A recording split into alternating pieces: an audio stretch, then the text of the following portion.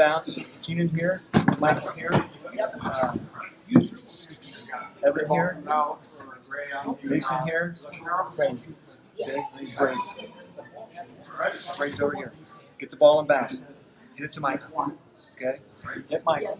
Michael, Evan, I want you to come up. I want you to set a screen. Braden, sink to the corner. Okay, you want to pick and roll right here. Okay, take over the rack. They're not. They can't stop you. Take it to the rack. Okay, if their name is here, bank their name. They're not. We're in trouble. Okay, if it's not there, you can kick it to Braden. Okay, you got Evan roll. Once we score, we got a foul right away. Okay, it's not Michael. Someone's got a foul ball right away. I don't care. Nobody. I don't care. Anybody bring 33. Cage on 3. Ready? 1, 2, 3. Cage. Okay, so what you just saw was a timeout in the fourth quarter. Just set the scene for you. We were down 3.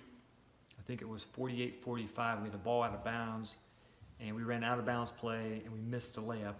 And they got the ball, went down and scored. And then we came down, and the ball got kicked around, and I called timeout.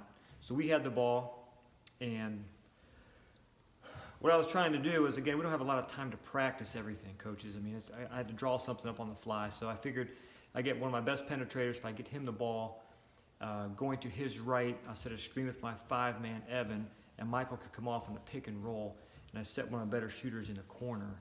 So as you saw there, I kind of drew up the screen, and they would come around the pick and roll, and he would either go in for layup, drop it off to the guy rolling, or kick it to Braden in the corner. So that's what I was trying to do. We were also in the bonus at that time, or we were in the bonus. So if we got fouled, and which they were doing, we would go to the foul line, and maybe if nothing transpired with the shot, we could get opportunity to score with no time going off the clock. Unfortunately, it didn't work out that way. We didn't execute the play like it could have happened. But that's what I was trying to do with that timeout, to try and get something going. But beyond that, I want you to watch, if you watch that clip again, I want you to watch the eyes of my guys, okay? Not all of them are paying attention. They're not all watching what we're doing, so they're not putting the code into practice. And that was the theme for our game today, was a code, and we did not reach that goal of playing by the code. Coach, you want to know what that is? Go to www.cagershoops.com, and you can find the code on there, the 8 points that we try and live by. So hopefully by the end of the year we'll get that. It's only our 3rd game in. Hopefully by the end of the year we'll get that. That was huge for us tonight, because several times at timeouts or things like that were drawn up that we had to improvise. Guys weren't paying attention like they should. We did not execute it. We could not translate it from the board to the court. And that's really big for us. Well, big for you guys too, as you draw things up and make adjustments during games. But watch that clip again. Watch the eyes of my guys. All of them are not paying attention from the minute we time out. Also, another thing we want to watch is, I have my guys line up at a timeout. I learned this from a coach.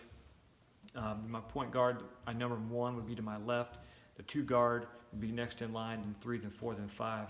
That way I know who's in the game and what position they play.